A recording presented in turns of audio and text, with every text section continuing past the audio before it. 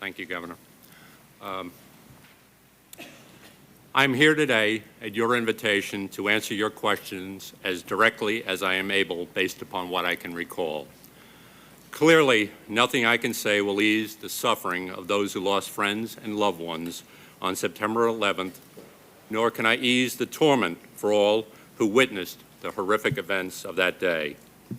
Among the 3,000 who lost their lives that day were New York FBI agent Lenny Hatton and recently retired FBI agent John O'Neill, both of whom died trying to help the victims. Because of these tragic losses, I hope that I can contribute in some small way to helping America understand how this happened and what needs to be done to better protect us in the future. I know many, including myself, who over and over relived the days prior to 9/11, searching both our memories and our actions for missed chances that may have averted 9/11. I know of an individual who was in the World Trade Center on 9/11 and survived. This individual was tormented by the actions he, upon reflection, thought he should have taken. He told a number of people about his thoughts. Some months later, for this and probably other reasons, life became too difficult for him, and he took his life. No one knows the torment this event must have given him to take this tragic step. Those of us who were in the FBI at the time are no exception. No one knows how deeply many employees of the FBI are troubled by the haunting events leading up to that day. In my view, the tragedy of 9/11 clearly demonstrates the high cost for the collective failure of the U.S. government to penetrate the inner workings of al-Qaeda or to deal with terrorism as it was then and is now a war against the United States intended to inflict as many American casualties as possible. For many complex reasons, we did not develop the necessary intelligence, either through our own resources or through foreign resources, to sufficiently understand and react to their planning, communications, control, and capacity to do us harm. I was the acting director of the FBI in the summer of 2001. The intelligence and the experience I had available to me at the time were what I acted upon. As I recall, during the period January to September 2001, the FBI received over 1,000 threats. Many of these threats had great specificity, and others were very general in nature. All were taken seriously, but the volume was daunting. The increase in the chatter was by far the most serious, but it was also the most difficult to deal with. There was no specificity as to what, where, and when. We knew the who, but only that it was al-Qaeda. I had regular conversations with the director of CIA and his deputy, and the Attorney General and his deputy about the threats we were receiving and to learn if there was anything more that would help us understand the fragmentary information we had.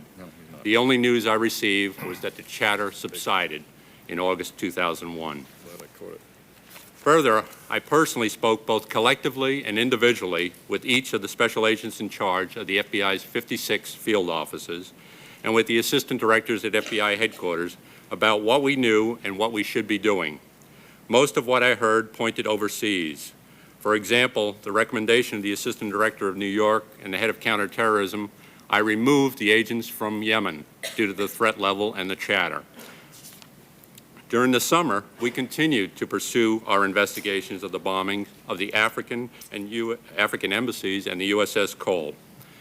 These were not just investigations to bring people responsible to justice, but they were also giving us valuable intelligence on al-Qaeda.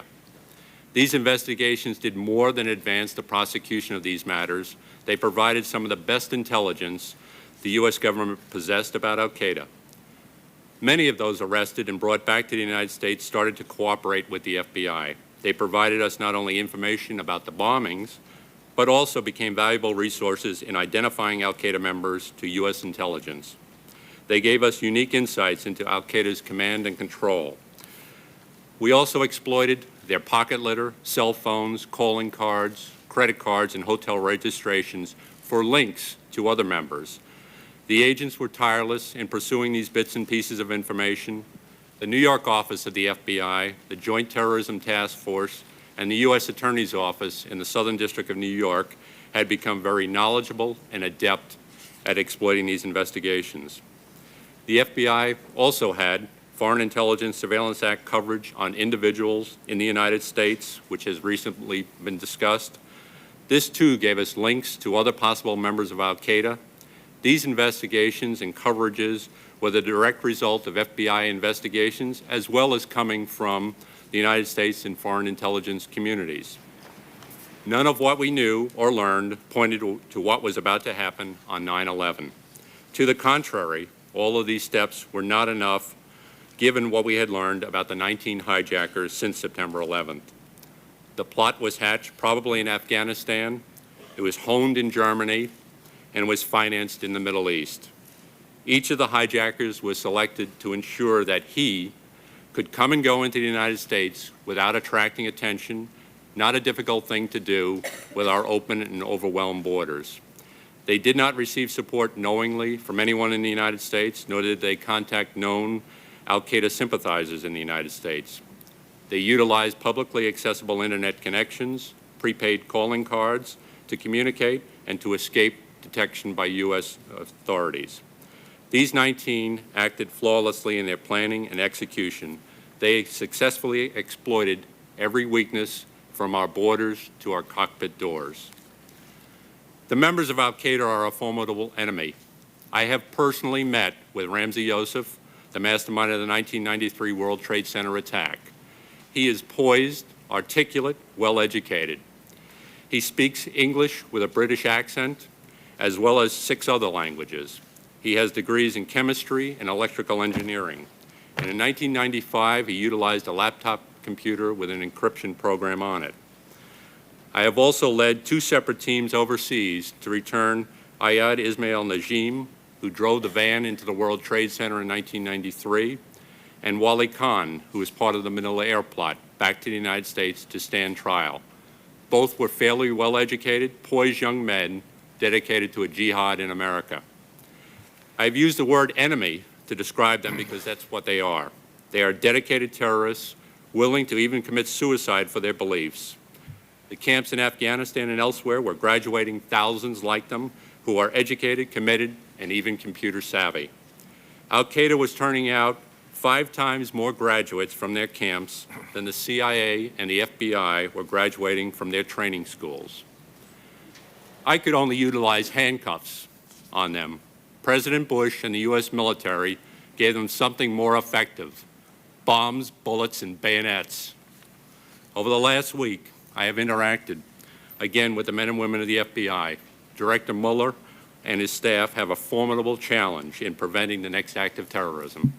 Al-Qaeda just has to get it right once, but the FBI will have to get it right every time.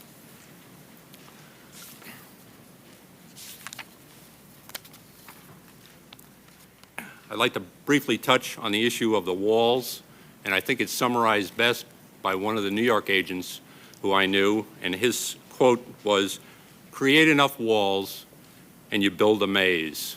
It hampered greatly our efforts to utilize the FISA process to penetrate these cells, and I would recommend to this commission that they add courts and judges outside Washington, D.C. to speed up the FISA process to help and make sure this works much more effectively.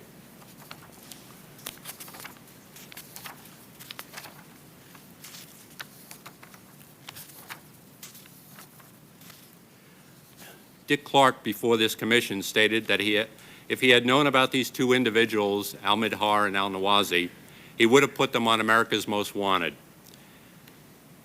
If we knew what we knew now about them, I agree, and I could have called John Walsh and he would have ran a special about them. However, on September 10th, all we knew was that they were to be put on the visa watch list and we should attempt to locate them. The FBI did not know whether they had departed the United States, and we certainly had no information, none, that they were here to carry out an act of terrorism. In closing, I have met with or spoken by telephone to a number of FBI employees and some who have moved on from the FBI. Many have asked me to tell the families of the victims that each day the FBI family suffers with you the memory of 9/11. I am now prepared to answer your questions and later the family's questions after this hearing. I've made arrangements with the FBI to utilize those services after this meeting, not directly, but later. I have not made myself available to the media or anyone else prior to the meeting with this commission because I believe you have a solemn, non-political responsibility to find out what happened on September 11th and to provide recommendations to protect America in the future. Thank you, Mr.